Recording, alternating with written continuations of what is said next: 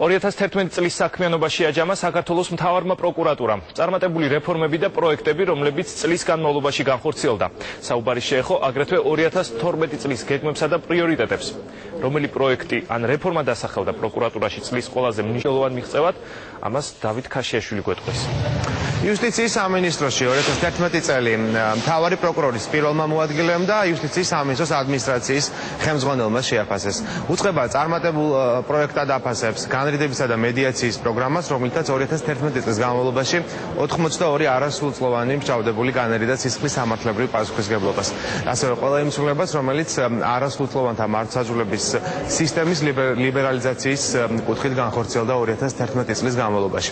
ასევე წარმატებულ პროექტებში 2011 წლის პროექტებში მოხდა 12 ნაფიცი მსაჯულის ინსტიტუტის შემოღება, რომლითაც 2011 წელს 2 სასამართლო პროცესი უკვე გაიმართა. საქართველოს პროკურატურისთვის იყო მნიშვნელოვანი წელი, ვინაიდან ჩვენ წარმატებით ჩავერთეთ განრიდების და მედიაციის პროექტში და პროგრამაში.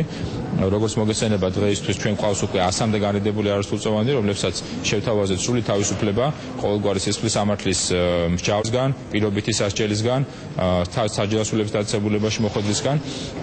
ასევე ძალიან მნიშვნელოვანი წელი იყო პროკურატურისთვის, ვინაიდან წელს შედგა პირველი ნაფიცი მსაჯულების სასამართლო პროცესი, სადაც პროკურატურამ ღირსეულად მიიღო მონაწილეობა და ჩვენი აზრით გაართვა თავი დასახულ ამოცანას. მედიაციის და განრიდების პროგრამა საქართველოს 6 დიდ ქალაქში 2011 წელს უკვე ამოქმედდა. 2012 წლიდან ამ მიმართულებით პროკურატურა უფრო ბევრ რეფორმას გაატარებს და 2012 წელს საქართველოს თითქმის ყველა დიდ ქალაქში დაიწყება განრიდებისა და მედიაციის პროგრამა. 2011-ში ამოქმედდა ინოვაციური პროგრამა, განრიდების და მედიაციის პროგრამა, რომელიც არის სისხლის სამართლებრივი პოლიტიკის ლიბერალიზაციის ნაწილი.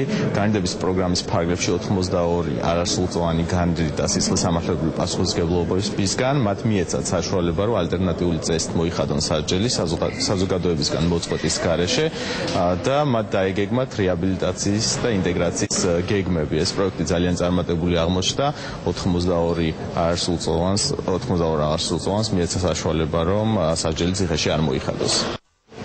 სრულწლოვან მსჯავრდებულებისთვის განრიდებისა და მედიაციის პროგრამა პირველად ამოქმედა სრულწლოვანი მსჯავრდებულებისთვის, რაც შეეხება არასრულწლოვან მსჯავრდებულებს, მათთვის განრიდებისა და მედიაციის პროგრამა 2011 წლის ივლისში ამოქმედდა. ეს დავით ქაშიაშვილი იყო.